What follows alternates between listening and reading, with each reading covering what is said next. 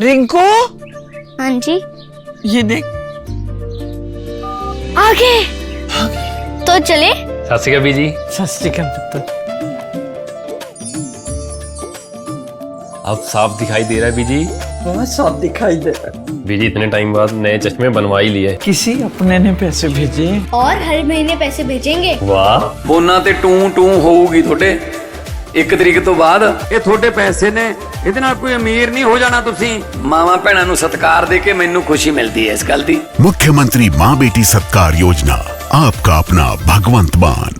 अस्सलाम वालेकुम दोस्तों, आज 23 जुलाई है और मैं आपका दोस्त नदीम अकरम हाजिर हूँ मिडल ईस्ट की 12 बड़ी और धमाकेदार खबरों के साथ। कहीं मिसाइलों की गूंज है, कहीं तेल के जहाज धधक रहे हैं और कहीं अमेरिका को खुली चेतावनी दी जा रही है। ये तमाम बड़ी खबरें आपके सामने आपकी स्क्रीन पर होंगी क्योंकि आप देख रहे हैं पल पल न्यूज़, जो है आपकी खबर आपका भरोसा। जहां पहली खबर अपनी स्क्रीन पर देख सकते हैं, अरबईन जायरीन को बनाया गया निशाना। दोस्तों, इराक के शलामचा बॉर्डर से बड़ी खबर सामने आ रही है। दावा यह किया जा रहा है कि अरबईन के मौके पर इमाम हुसैन अलैहि सलाम की जियारत के लिए जा रहे जायरीन से भरे शलमचा प्रवेश द्वार को अमेरिकी हमले में निशाना बनाया गया है। बताया यह जा रहा है कि उस वक्त बड़ी तादाद में लोग मौजूद थे। हालांकि अभी तक क्या नुकसान जानी हुआ है, इंफ्रास्ट्रक्चर को कितना नुकसान हुआ है, इसकी तरफ से जानकारी अभी इराक की तरफ से नहीं दी गई है। जो तस्वीरें लगातार और गहरी होती गई हैं। वहीं आप ये दूसरी खबर देखिए, ईरान के करमनशाह में इस्लामाबाद गर्ब पर अमेरिकी हमले का दावा। दोस्तों, सिर्फ इराक में ही नहीं बल्कि ईरान के करमनशाह सूबे के शहर इस्लामाबाद गर्ब से बड़ी खबर सामने आई। दावा यह किया गया ईरान की तरफ से कि इस शहर को अमेरिका के आतंकी हमले में निशाना बनाया गया, जिसके बाद पूरे इलाके में अफरा तफरी का माहौल बन चुका है। लगातार रह करके अमेरिका के ये आतंकी हमले जारी हैं और पलटवार अगर ईरान कर रहा है तो कहा जा रहा है कि साहब देखिए ईरान गलत कर रहा है। वहीं आप ये तीसरी खबर देखिए, कुवैत से किया गया शलामचे बॉर्डर पर अमेरिकी हमला। दोस्तों, एक और जानकारी जो है वो सामने आई। शलामचे बॉर्डर पर हुए अमेरिकी हमले को लेकर बड़ा दावा सामने आया है। बताया यह जा रहा है कि हमला कुवैत की सरजमीन से किया गया शलामचे बॉर्डर पर उस वक्त जब अरबईन के लिए जा रहे जायरीन से भरा हुआ था, जिसके बाद पूरे इलाके में अफरा तफरी मच गई। और अब ईरान अगर पलटवार कुवैत, बहरीन और तमाम अरब देशों पर करे तो कहते हैं कि साहब देखिए ईरान जो है अब गलत कर रहा है, आप अपनी सरजमीन का इस्तेमाल ईरान के खिलाफ होने दें तो ठीक। वहीं आप चौथी खबर देखिए, ईरान के इस्लामिक रिवोल्यूशनरी गार्ड कॉर्प्स यानी IRGC ने एक वीडियो जारी किया।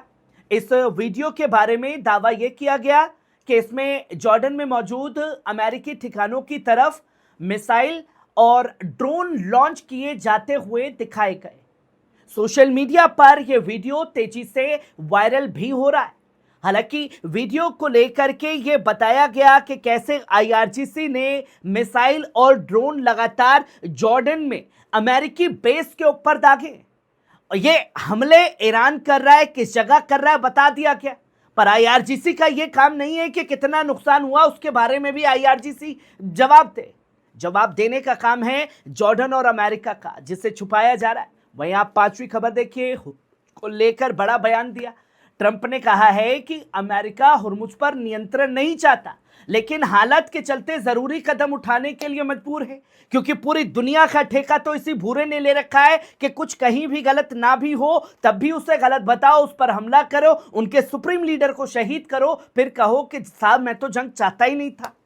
मजाक मजाक में हमने जो है सिर्फ कत्ल कर दिया अपने आतंकी हमले में मासूम बच्चों का। और लगातार बरगलाने की कोशिश डोनाल्ड ट्रंप के जरिए जारी है। वहीं आप छठी खबर देखिए, 12 अमेरिकी सैनिक घायल हुए हैं।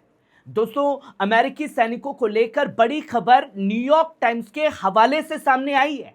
इस महीने जॉर्डन और दूसरे मुल्क में हुए ईरानी मिसाइल और ड्रोन हमलों में 12 अमेरिकी सैनिक गंभीर रूप से घायल हुए हैं। मरे कितने हैं ये नहीं बताया जाएगा।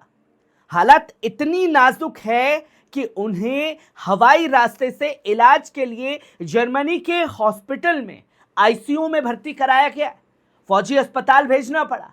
लेकिन 12 सैनिकों की हालत और पहचान को लेकर पूरी जानकारी यहां भी अमेरिका द्वारा छुपाई जा रही है। वहीं आप ये 7वीं खबर देखिए, यमन में सऊदी बलों और यमनी फोर्सेस के बीच जबरदस्त झड़पें। दोस्तों, यमन से इस वक्त बड़ी खबर सामने आई है। रिपोर्ट्स के मुताबिक यमनी फोर्सेस और सऊदी अरब समर्थित बलों के बीच जबरदस्त झड़पें हुई हैं। दोनों तरफ से भारी फायरिंग की खबरें हैं, जिसके बाद इलाके में तनाव और दहशत का माहौल बन गया। फिलहाल ये साफ नहीं है कि इन झड़पों में कितने लोग हताहत हुए हैं। वहीं आप ये 8वीं खबर देखिए, सऊदी तेल टैंकर पर अंसारुल्लाह के मिसाइल हमले का दावा। दोस्तों, मिडल ईस्ट से बड़ी खबर सामने आ रही है। रिपोर्ट्स और सोशल मीडिया पर सामने आए दावों के मुताबिक अंसारुल्लाह यानी कि हूती ने एक सऊदी तेल टैंकर को मिसाइल से निशाना बनाया है। दावा यह किया जा रहा है कि हमले के बाद टैंकर में भीषण आग लग गई और वे समुद्र में जलता हुआ दिखाई दिया। जो तस्वीर लगातार सामने आई है, पर सऊदी भी अमेरिका की राह पर है। नुकसान जो हुआ है उसे बताना नहीं है, पर यह बताना है कि हूतियों की मिसाइल आई, हमने हवा में ही मार के लाई। ये लगातार इजराइल और अमेरिका की सोच पर आगे बढ़ते हुए सऊदी अरब नजर आ रहा है। वहीं आप 9वीं खबर देखिए, लाल सागर में सऊदी टैंकरों पर हमले की अंसारुल्लाह ने जिम्मेदारी भी ली। दोस्तों, अभी तक ये बताया जा रहा था कैसे हुआ, क्यों हुआ। अब ये बताया गया लाल सागर में इनिक्लिया और लायला नाम के 2 सऊदी टैंकरों को बैलिस्टिक मिसाइल, क्रूज मिसाइल और ड्रोन से निशाना बनाया गया। संगठन का यह कहना है कि इस हमले के बाद दोनों जहाजों में बड़ी आग लग गई। अंसारुल्लाह ने यह भी कहा कि यह कार्रवाई यमन पर लगाए गए सऊदी घेराबंदी के जवाब में की गई और उसने अपनी घेराबंदी के बदले घेराबंदी की नीति दोहराई है। संगठन ने यह भी चेतावनी दी कि अगर सऊदी अरब की तरफ से आगे कोई सैन्य कार्रवाई हुई तो उसके जवाब में सऊदी के अंदर गहरे तक बड़े हमले किए जा सकते हैं। वहीं आप ये 10वीं खबर देखिए, रूस की बड़ी चेतावनी है। दोस्तों, रूस के विदेश मंत्रालय ने खाड़ी क्षेत्र में बढ़ते तनाव को लेकर अहम चेतावनी दे डाली है। रूसी विदेश मंत्रालय का यह कहना है कि अगर इस इलाके में हालात और ज्यादा बिगड़ते हैं या कोई नई सैन्य कार्रवाई होती है तो इसका सीधा असर पूरी दुनिया की ऊर्जा सुरक्षा पर पड़ सकता है। बयान में यह कहा गया है कि ऐसी किसी भी नकारात्मक बढ़ोतरी से तेल और गैस की सप्लाई प्रभावित हो सकती है, जिससे अंतर्राष्ट्रीय बाजार में बड़ा संकट पैदा होने का खतरा है।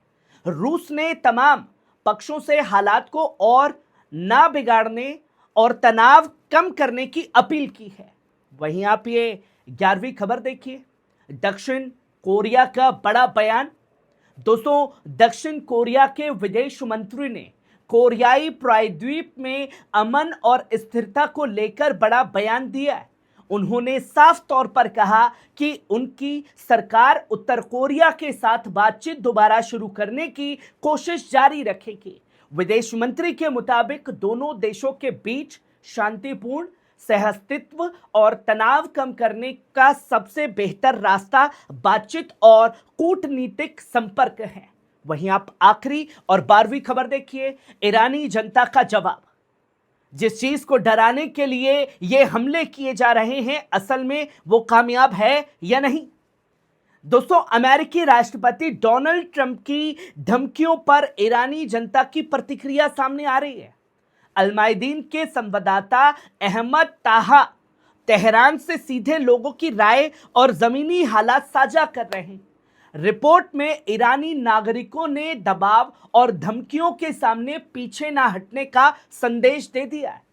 लोगों का यह कहना है कि वे अपने मुल्क की संप्रभुता और सुरक्षा के लिए एकजुट हैं। हालांकि सामने आ रही प्रतिक्रिया अलमायदीन की रिपोर्ट पर आधारित है, जो तस्वीर लोगों के सामने है। दोस्तों, ये थी मिडल ईस्ट की आज की 12 बड़ी अहम खबरें। आपको कैसी लगी कमेंट बॉक्स में आकर के अपनी राय जरूर दीजिएगा। शुक्रिया।